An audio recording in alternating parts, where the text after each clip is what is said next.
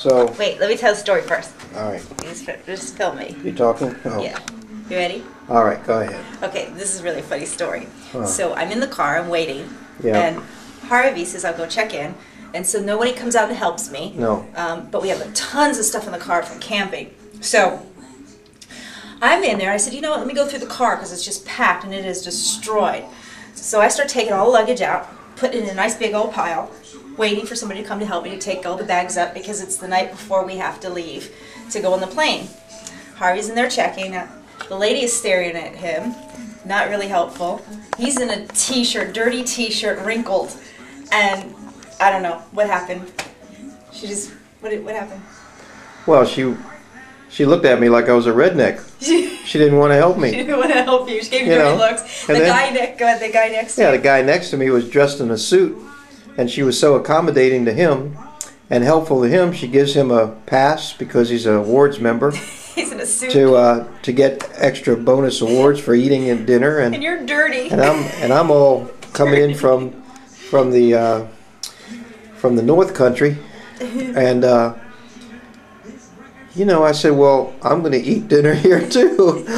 She says, oh, you want one of these? I said, well, you know, I mean, it was obvious that she wasn't. You know, she was really prejudiced the way I was dressed, the way I looked. And things got worse when the bellman brought the luggage in with... Well, what happened was the bellman came out, and he says, this is all your stuff.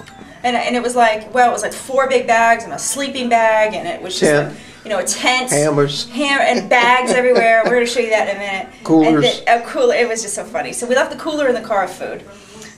Filled with food, but we got everything else out. So he packed it so much that he's like pushing, the cart, getting it through the hall. And we go through, and the lady's just like... That checked me in. She's like... looking at us, and he says to us, how long are you staying? How many days you staying? We said, what? Well, we're leaving tomorrow. He says, what are you going to do with all this luggage for one day? And no wonder she was staring at me because she checked me in for one night. We had 4 suitcases and a tent. So come over here. This is kind of like what we had.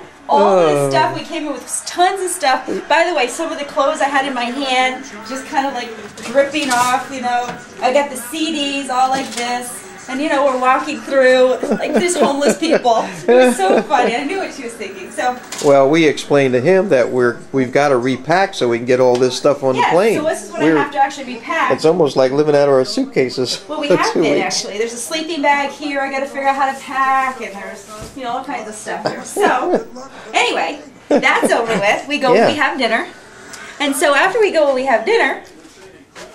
We said, oh, we forgot the cooler. Yeah. So we go down to the car. To get the cooler and the hammer. And we got the cooler and then the hammer. Huh. And I'm carrying the cooler walking by.